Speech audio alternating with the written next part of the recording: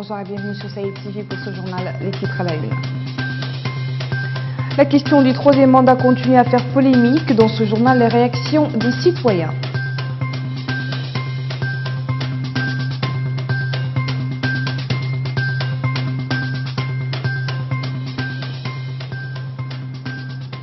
Redynamiser la scène culturelle et littéraire, c'est l'objectif du festival des poètes qui s'est ouvert aujourd'hui à Nouakchott.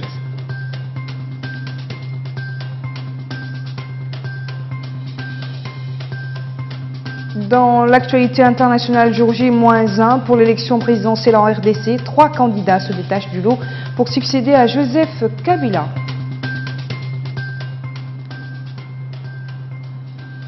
Voilà pour les titres. Merci de vous joindre à nous sur Sahel TV pour ce journal. La polémique s'accentue autour d'un éventuel troisième mandat du président Mohamed Ould Abdelaziz qui a dit et répété qu'il ne sera pas candidat en 2019. Ses partisans ne l'entendent pas de cette oreille-là. Pour le convaincre d'aller vers un troisième mandat, les ressortissants des régions multiplient depuis quelques jours des meetings à Nouakchott. Jeudi soir, ce sont les cadres de la région de l'Adrar qui se sont réunis à Nouakchott. Reportage signé Hamaoula Jalena. La question du troisième mandat suscite encore beaucoup de débats dans le paysage politique national. En effet, plusieurs initiatives de différentes régions manifestent leur attachement au président de la République, Mohamed Ould Abdelaziz, et lui demandent de briguer un troisième mandat.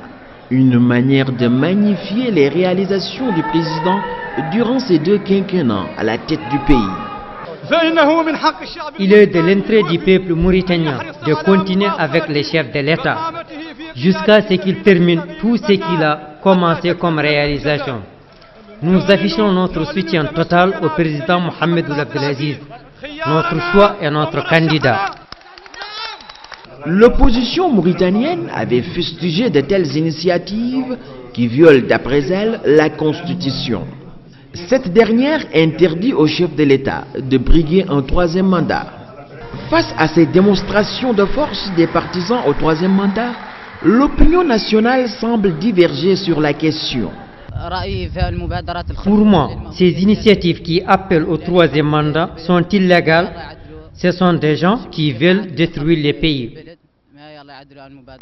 Je ne suis pas contre ces initiations. Sinon, c'est légal. Je pense qu'il n'y a pas une loi qui interdit ces initiations. Malgré ces appels pour un éventuel troisième mandat, le président de la République persiste et signe qu'il respectera la constitution de son pays. Je l'ai dit, et je le dis, et je le répète aujourd'hui encore, au grand malheur de certains. Je parle bien de certains de l'opposition qui voulaient s'en servir comme niage, mais qui malheureusement pour eux a été balayé pas par le vent qui vient de l'Occident, mais par ma conviction du fait que je ne dois pas me représenter, je dois respecter ma constitution et la constitution de mon pays. Le débat est donc clos, mais les questions demeurent et réapparaîtront tôt ou tard, comme c'est le cas ces derniers jours.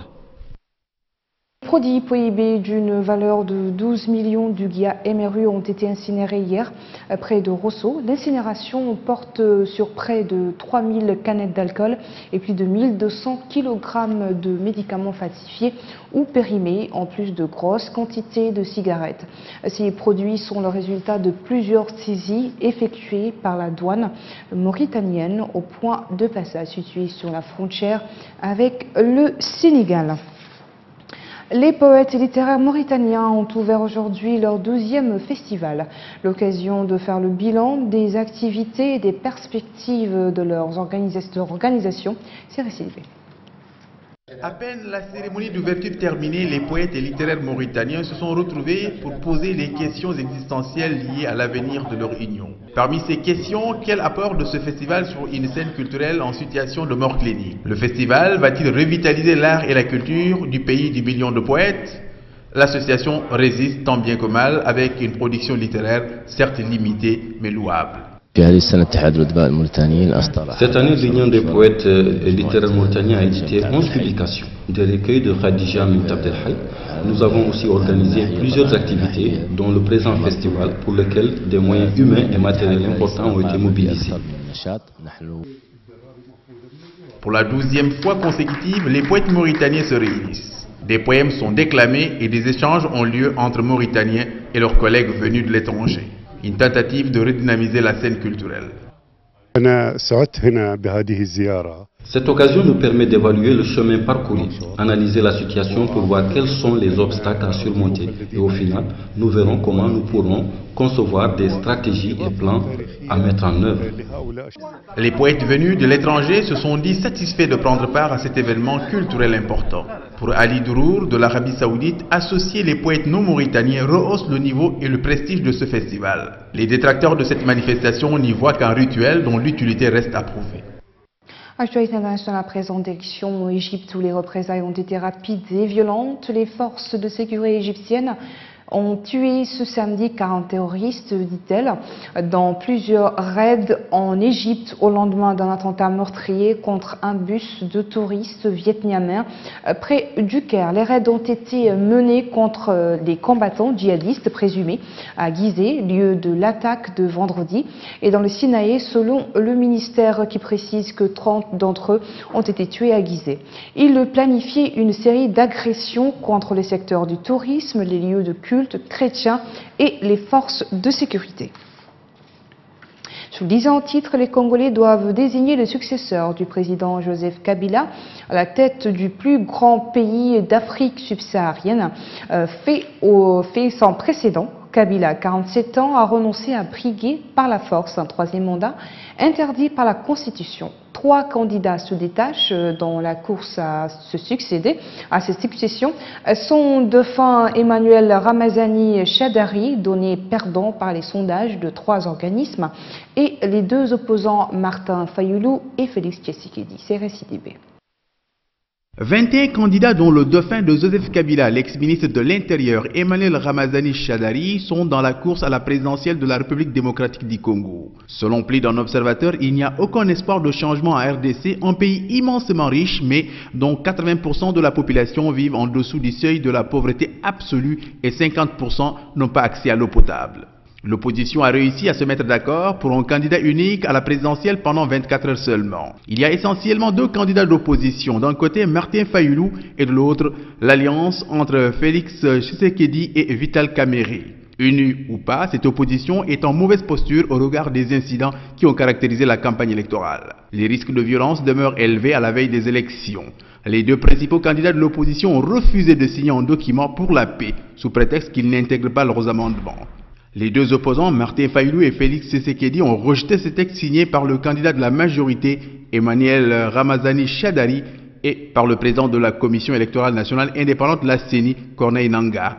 Les amendements de l'opposition demandaient à la CENI d'assurer le bon déroulement des scrutins, d'assurer le comptage manuel des bulletins de vote, d'accréditer tous les observateurs et de les autoriser à assister au dépouillement. Les troupes américaines s'apprêtent à quitter la Syrie, laissant les mains libres à la Turquie pour traquer les Kurdes alliés des États-Unis dans la lutte anti-djihadiste. Des doutes subsistent cependant sur la capacité d'Ankara d'éradiquer seul le groupe État islamique. Selon des responsables turcs, le président Recep Tayyip Erdogan a lourdement pesé dans la décision de son homologue américain Donald Trump de retirer les quelques 2000 soldats américains déployés en Syrie, en les convainquant que la Turquie était capable seule d'éliminer les poches restantes de l'État islamique. Le président Erdogan entend, à la faveur du retrait américain, en finir avec la milice kurde des unités de protection du peuple, pourtant fer de lance sur le terrain en Syrie et la lutte contre l'État islamique. Avant de clore ce journal, Seydou Badjan Kouyaté, auteur du célèbre roman Sous l'orage, nous a quittés vendredi soir à 23 h, un décès qui intervient 2 ans jour pour jour après celui de son épouse. Seydou Badjan était un écrivain et homme politique malien né à Bamako en 1928. Voilà qui met fin à ce journal. Merci à vous de nous avoir suivis. Le rappel des titres. La question du troisième mandat continue à faire polémique. Dans ce journal, vous avez suivi les réactions des citoyens.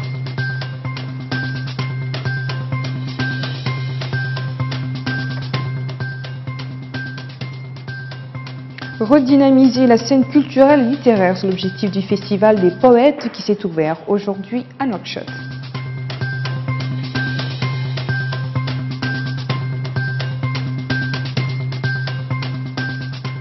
Jour J-1 pour l'élection présidentielle en RDC, 3 candidats se détachent du lot pour succéder à Joseph Kabila. Merci et très bonne suite de programme sur Sahel TV. Bonsoir.